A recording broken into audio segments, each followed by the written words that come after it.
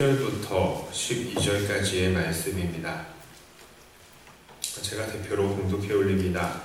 히스기야가 온 이스라엘과 유다에 사람을 보내고 또 에브라임과 므낫세에 편지를 보내어 예루살렘 여호와의 전에 와서 이스라엘 하나님 여호와를 위하여 유월절을 지키라 하니라.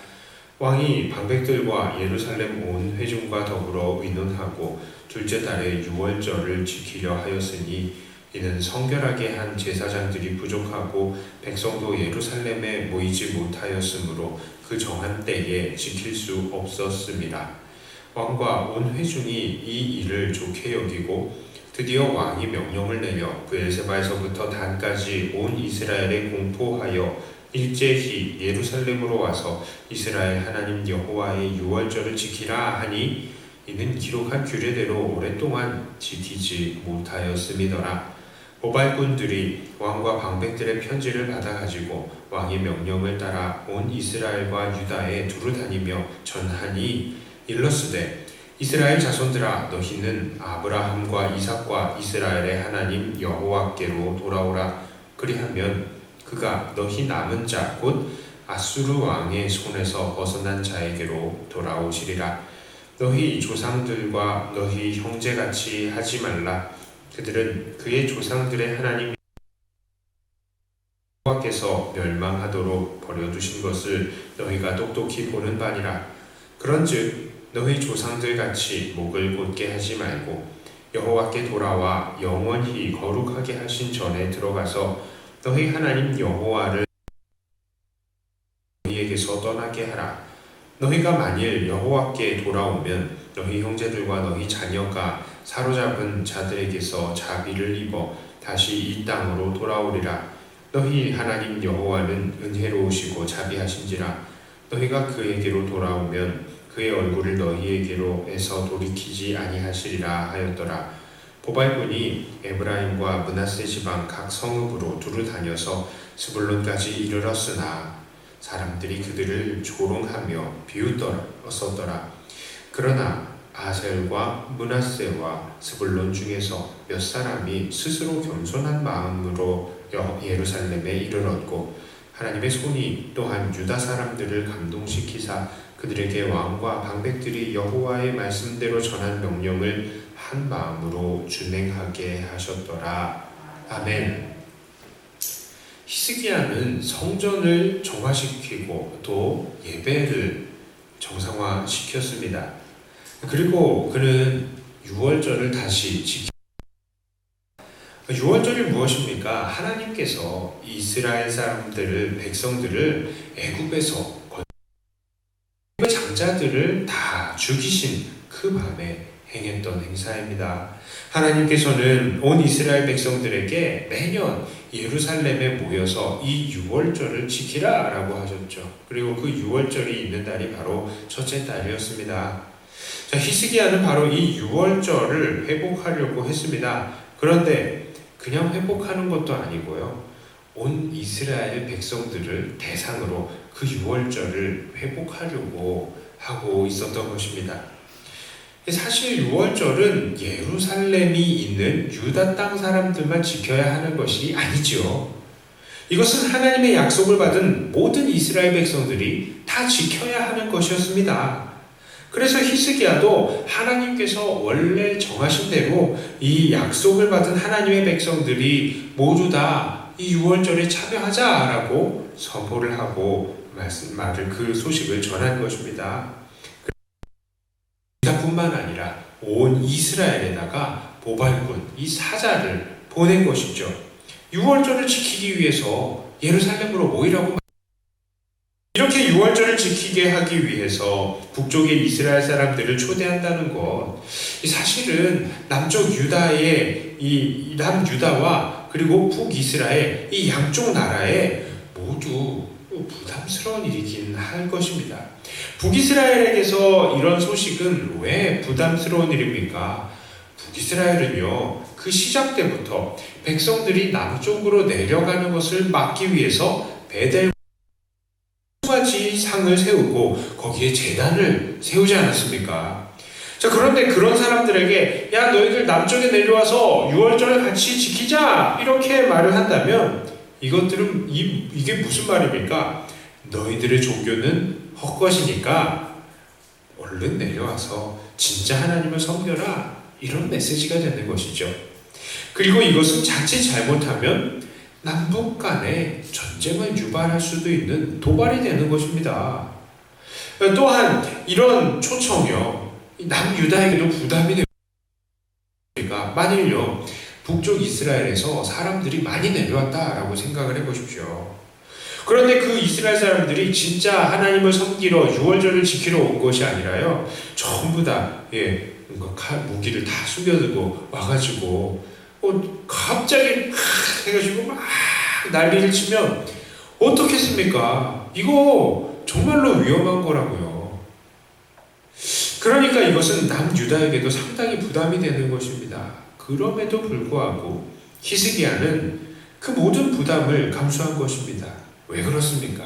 바로 이스라엘, 이 하나님께서 명령하신, 이스라엘 백성에게 명령하신 그 명령에 순종하기 위해서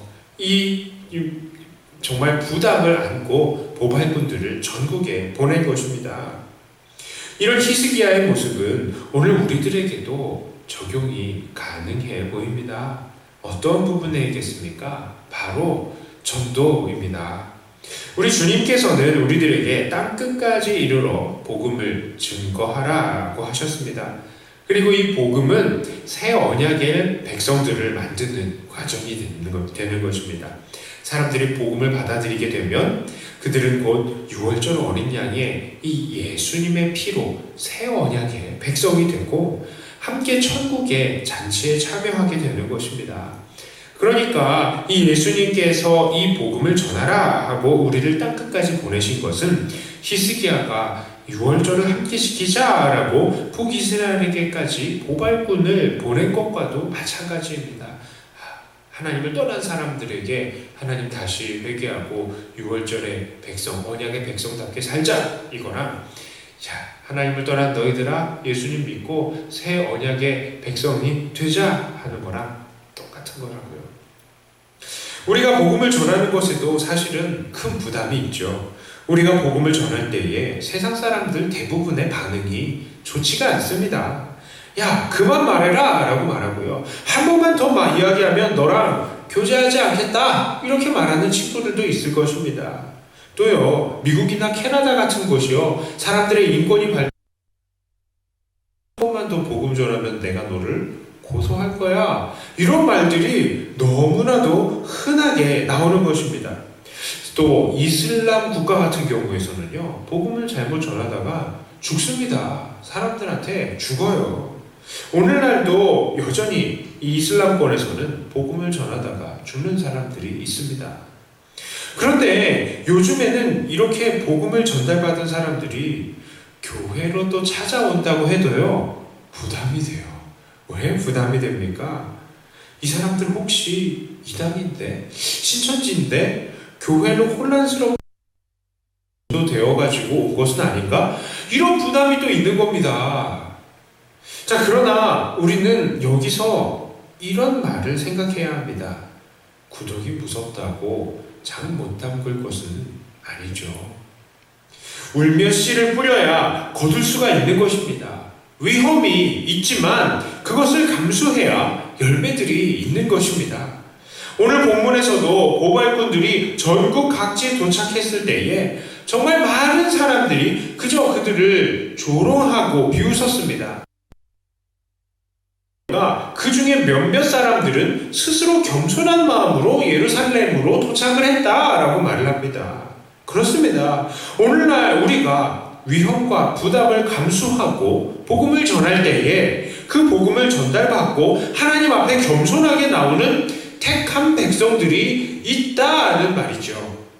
만약 우리가 100번 복음을 전하고 1000번 복음을 전한다 하더라도, 그래서 우리가 그만큼 100번이나 1000번이나 조롱을 받는다라고 하더라도 그것 때문에 한 명이 복음을 전달을 받고 구원을 받아들인다면 그것은 너무나도 가치가 있는 것입니다. 100번 모욕을 받고 1000번 모욕을 받는 것이 너무나 가치가 있는 것이라고요. 하나님께서는 한 영혼을 천하보다도 귀중하게 여기시기 때문입니다. 그러므로 우리는 오늘도 담대히 복음을 전하는 사람, 다 같이 하나님 앞에서 유월절의 잔치를 벌이기 원하면서 많은 부담을 감수하고 전국의 보발꾼들을 보냈던 이 히스기야의 마음처럼 예수님께서는요, 오늘도 한 영혼이라도 주님께 돌아와서 이 천국의 잔치에 참여하기를 바라시면서 우리들을 땅 끝까지 보내시는 것입니다. 오늘 유월절을 지키기 위해 전국의 보발군을 보낸 이 히스기야를 통해서 우리는 땅끝까지 복음을 전할 제자들을 보내시는 예수님의 모습을 기억했습니다. 비록 나는 이렇게 복음 전하는 것이 창피하고 두려울지 몰라도 그 모든 것들을 감수하면서라도 복음을 전할 때에 열매가 있다는 것을 기억하시길 바랍니다. 그러므로 오늘도 하나님의 택한 백성들이 누구인지는 모르지만 그들을 애타게 찾으시는 예수님을 생각하면서 만나는 사람들에게 복음을 한 번씩 전하시는 저와 여러분들이 다 되시기를 주님의 이름으로 축복합니다. 기도합니다. 하나님, 여전히 오늘날에도 복음을 전해야 함이 마땅한데 우리들은 복음을 전할 때에 받는 수치와 복음 전하기를 꺼려하고 있는 것은 아닌지 모르겠습니다. 그러나 우리가 100번 모욕을 당하고 1000번 모욕을 당한다 하더라도 한 영혼이 하나님께 돌아온다면 그 받은 모욕들이 다 가치가 있는 것이고 그것이 다 하늘의 면류관의 거리가 되는 것이 아닌가. 우리가 다시 한번 말씀을 통해서 우리의 마음을 다시 한번 바로잡습니다. 하나님께서 원하시는 이 복음 전파를 오늘도 우리는 하게 해 주시옵소서. 하나님께서 예정하셨던 천국의 백성들을 천국 잔치를 벌릴 수 있는 우리들이 되게 하여 주시옵소서. 무엇보다도 하나님의 마음, 우리 주님의 마음을 우리에게 주시고 그 영혼들을 향한 열정과 또 그 영혼들을 우리들에게 주셔서 하나님 그들을 바라볼 때마다 우리의 마음이 불붙는 듯하고 복음을 전하지 않고는 견딜 하여 주시옵소서. 그리하여서 복음을 전하게 하시고 복음을 듣는 자들도 이 복음을 받아들이고 정말 복음을 듣고 마음을 열고 하나님 앞에 기꺼이 나올 수 있도록 하나님 역사해 주시옵소서. 하나님께서 우리를 통하여서 복음 전달을 받는 사람들이 날마다 더 많아지게 하여 주시고 또 우리를 통하여서 구원받는 이들이 날마다 더해지게 하여 주시옵소서. 감사를 드리며 우리 주 예수님 이름으로 간절히 기도드리옵나이다.